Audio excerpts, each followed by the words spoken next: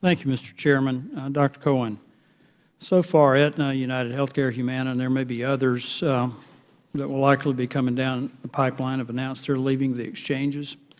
We've all heard the clip of the president famously saying, if you like your doctor, you can keep him, which, as it turns out, was completely untrue.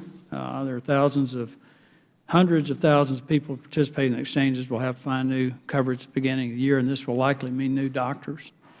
What kind of comfort can you give these individuals and families that believe the president but are now experiencing the exact opposite of what he promised? Well, what I think we've talked about today is that before the Affordable Care Act, for folks with pre-existing conditions, there were no options. I'm not talking about the people with pre-existing conditions. I'm talking about the promise the president made to the people who already had insurance, that people who were doing business with some of the companies represented right here, who are dropping out of the exchanges, who are losing hundreds of millions of dollars.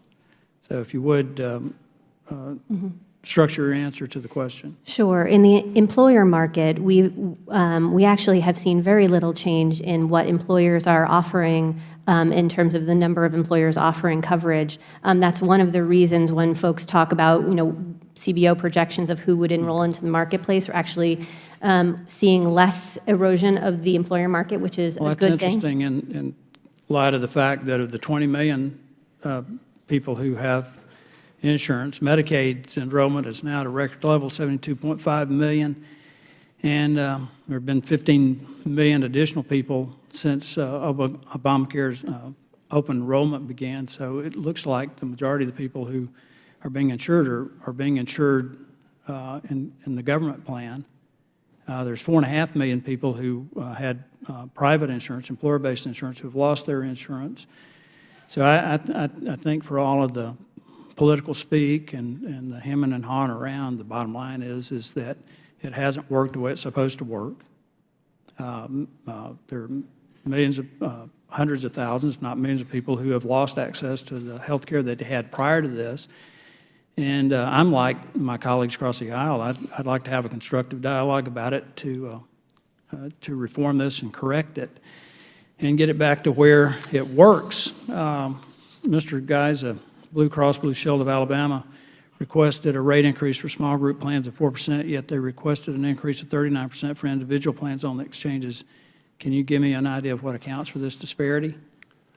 Well, again, I apologize to answer the questions the same way, but the Blue Cross Blue Shield Association is a national federation of independently run plans, and the pricing and strategy decisions those plans make, I'm not privy to.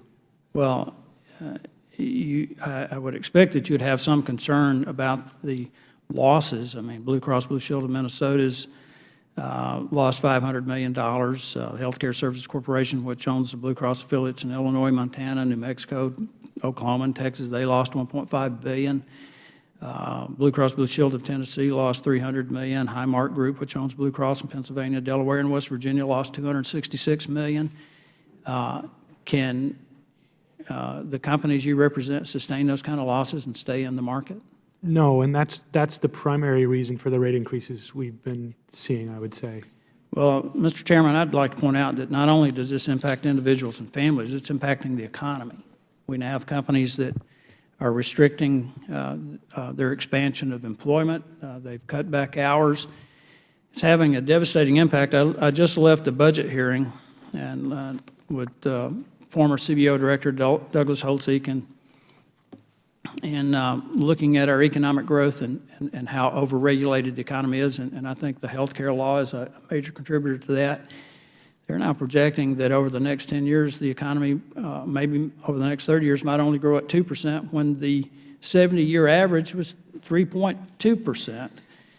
And I attribute a lot of to the economy being overregulated, but a substantial part of it has to do with what we've done with health care.